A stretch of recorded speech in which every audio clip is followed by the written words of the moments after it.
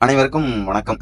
உங்களை ரொம்ப நாள் கழிச்சு இந்த இதுல வந்து சந்திக்கிறேன். இந்த உலகம் வந்து எதால ஆக்கப்பட்டிருக்கு அப்படின்னு பாத்தீங்கன்னா, ஈகை அப்படிங்கிற ஒரு விஷயத்துலதான் இந்த உலகம் வந்து ஊன்றி இருக்கு. அதனாலதான் இந்த எஸ்டிஜின்னு சொல்லக்கூடிய சஸ்டைனபிள் டெவலப்மெண்ட் கோல், அந்த கோல்ல கூட பாத்தீங்க அப்படின்னா ஃபர்ஸ்ட் விஷயமே அப்படின்னு என்ன அப்படின்னு பாத்தீங்கன்னா நோ புவர்ட்டி, செகண்ட் வந்து ஜீரோங்க. ரெண்டுமே எதை தொடர்புபடுத்தி பார்த்திருக்கு அப்படின்னா உணவு. அப்படிதான் என்னாச்சு, ஒரு நாள் ஈரான், அதாவது ஈரான் ஈராக் அந்த கண்ட்ரி இருக்கு இல்லையா, அந்த கண்ட்ரில வந்து ஒரு நாள் என்ன பஞ்சத்துல வந்து அந்த மக்கள் நகர்ந்துகிட்டு இருக்காங்க. ஒரு ஊர்ல இருந்து இன்னொரு ஊருக்கு ஏதாவது வழி கிடைக்குமா, நம்ம அந்த வாழ்வியல்ல ஏதாவது முன்னேற்றம் அடைய முடியுமா, நம்மளும் 3 வேளை சாப்பாடு சாப்பிட முடியுமா அப்படிங்கிற மாதிரியான ஒரு தேடல்ல மக்கள் வந்து ஒரு இடத்துல இருந்து இன்னொரு இடத்துக்கு பயணப்பட்டு இருக்காங்க. அப்போ அங்க என்ன ஆகுது அப்படின்னா, ஒரு ஒரு 4 வயது பொண்ணோட அந்த குழந்தையோட அந்த ஒரு தந்தை வந்து அந்த வழியா போயிட்டு இருக்காரு. அப்ப என்ன ஆகுது, அந்த குழந்தைக்கு வந்து பசியினுடைய உச்சம் தொட்டு விட்டா. ஏன்னா முத நாள் சாப்பிடல, அடுத்த நாள் சாப்பிடல. சோ அவளுக்கு வந்து ரொம்பவே பசியோட உச்சம் வந்துருச்சு. அந்த தந்தைக்கு என்ன பண்றது தெரியல. ஏன்னா அவரு வச்சிருந்த கையில வச்சிருந்த செலவு காசு எல்லாமே செலவாயிடுச்சு. அப்புறம் அவர் ஒரு முடிவு பண்றாரு. என்ன முடிவு பண்றாரு அப்படின்னா,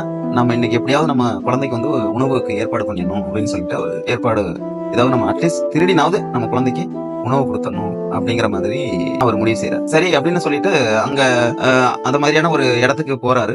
போயிட்டு என்ன பண்றாரு, அந்த கடைக்கு முன்னாடி அவர் நின்றுட்டு இருக்காரு. கடைக்கு முன்னாடி நின்றுட்டு இருக்கிறப்ப வந்து என்ன ஆகுது அப்படின்னா, அந்த கடையில உள்ள நபர் வந்து அந்த ஒரு பொருள் எடுக்கிறதுக்காக இப்படி திரும்புறப்ப இவர் என்ன பண்ணிடுறாரு, ஒரு பண்ணு மாதிரி இருக்கக்கூடிய அந்த உணவை வந்து இவர் எடுத்துறாரு. எதிர்பாராத விதமா அவரும் வந்து அந்த டயத்துல திரும்பிடுறாரு.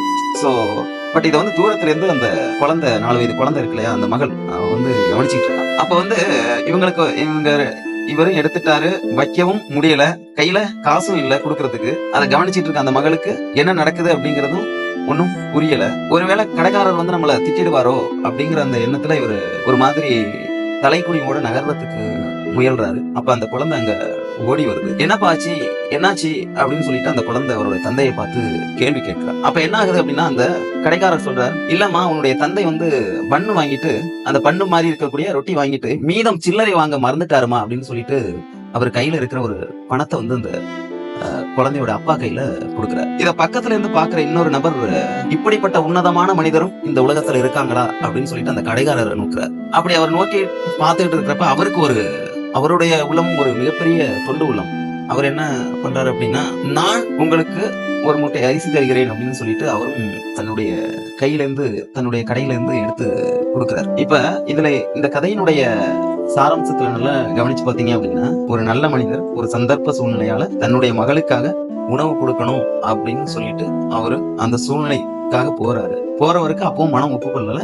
பட் அந்த சந்தர்ப்பத்துல உள்ள ஒரு நல்ல மனிதர் அந்த பொண்ணுக்கு தன்னுடைய தந்தை ஒரு திருடனாக தெரியக்கூடாது அப்படிங்கிற அந்த ஒரு நல்ல எண்ணத்தால அவர் அந்த இடத்தையே மகிழ்ச்சியான தருணமா மாத்துறாரு. அந்த மகிழ்ச்சியான தருணத்தை இன்னொருத்தரும் என்ன பண்றாரு, இன்னொரு உதவி மூலமா பேர் மகிழ்ச்சியா மாத்துறாரு. சோ இந்த கதையின் மூலமா நமக்கு என்ன தெரிய வருது அப்படின்னா, நாம ஏதாவது ஒண்ணு கொடுக்கணும் அப்படின்னு ஆசைப்பட்டோம் அப்படின்னா சரியான நபரை தேர்ந்தெடுத்து கொடுக்கணும். அப்படி நம்ம கொடுத்தோம்னா தான் நாம மகிழ்ச்சியாவும் பேரின்பமாவும் வாழ முடியும். அதே போல இந்த மகிழ்ச்சி வந்து திரும்ப திரும்ப நமக்கு கிடைச்சிட்டு இருக்கும். அதனால எல்லாருக்கும் கொடுங்க. ஈகை அப்படிங்கிறது ரொம்ப ரொம்ப முக்கியமான விஷயம். இந்த கதையை படிச்சுட்டு எனக்கு ரொம்ப அன்னைக்கு முழு நாளுமே நான் பேரன்பமா இருந்தேன். சோ அதனாலதான் இந்த கதையை உங்கள்கிட்ட ஷேர் பண்ணிக்கணும் அப்படின்னு ஆசைப்பட்டேன். ரொம்ப நன்றி, வணக்கம்.